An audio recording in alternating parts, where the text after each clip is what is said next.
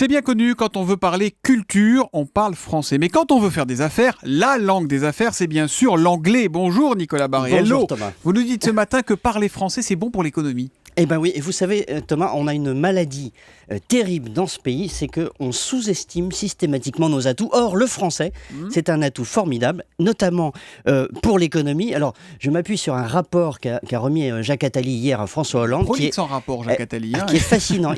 Non mais ce rapport est fascinant. Qu'est-ce qu'il dit ? Il nous dit d'abord qu'il y a 230 millions de francophones aujourd'hui dans le monde. Mais si on prolonge les courbes, en 2050, donc dans 25 ans, on sera 770 millions. C'est-à-dire que le français, aux autres, ouais.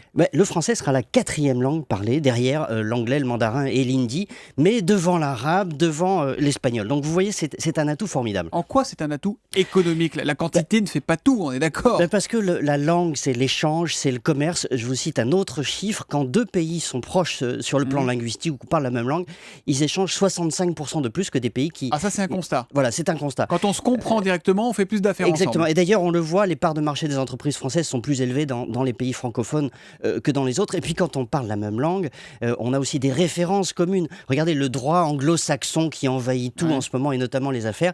Et ben, quand on a des références communes en français, on se comprend mieux, on fait de meilleurs contrats, etc. Donc il faut développer le français au maximum, quoi. C'est stratégique. Le français, c'est ce qu'on appelle en anglais le soft power, c'est l'influence. Regardez comment les anglo-saxons utilisent justement le soft power de l'anglais.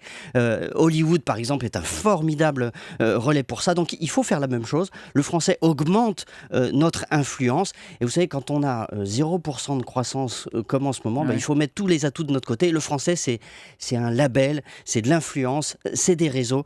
Et tout ça, c'est excellent, finalement, pour le business. Bon, on dira que ça aura marché quand les anglo-saxons diront c'est ce qu'on appelle l'influence, c'est-à-dire le soft power. On va réussir à inverser le truc. Voilà. L'édito écho de Nicolas Barré, tous les matins à 8h10 sur Europe 1. Nicolas Barré, directeur de la rédaction des Échos. À demain, Nicolas. À demain.